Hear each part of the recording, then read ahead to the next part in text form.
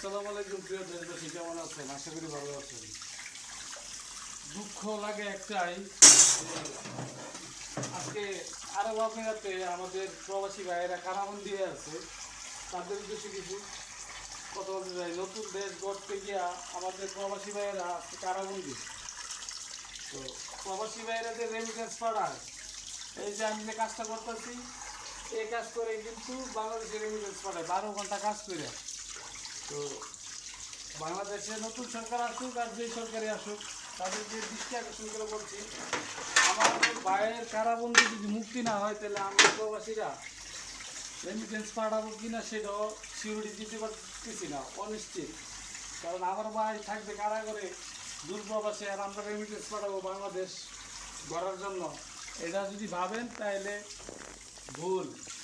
ঠিক আছে, যেই সরকারই আসুক, ঠিক আছে, সুদখোর আসুক আর দুর্নীতিবাজ আসুক, আমাদের কী যে বলে, আমাদের প্রবাসীদেরকে কারামুক্ত করতে হবে। কারামুক্ত যদি করতে হয়, কারামুক্ত করার পরে আমরা চিন্তা ভাবনা নেব আমরা দেশ কীভাবে ঠিক করব।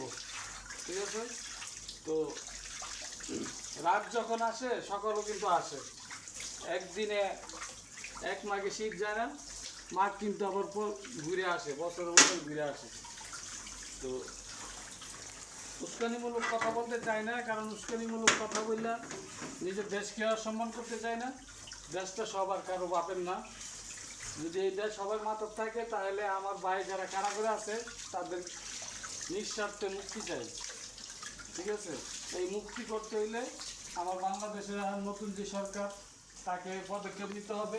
যদি না নেয়, তাহলে আমরা রেমিটেন্স পাঠাবো কিনা আমাদেরকে ভাবতে হবে। কারণ আমার ভাই কারাগারে থাকবে আর আমি তা রেমিটেন্স পাঠাবো, আর তোমরা এসি গাড়িতে চড়বা, এটা কখনো সম্ভব না।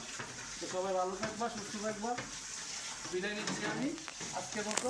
ভালো থাকবো।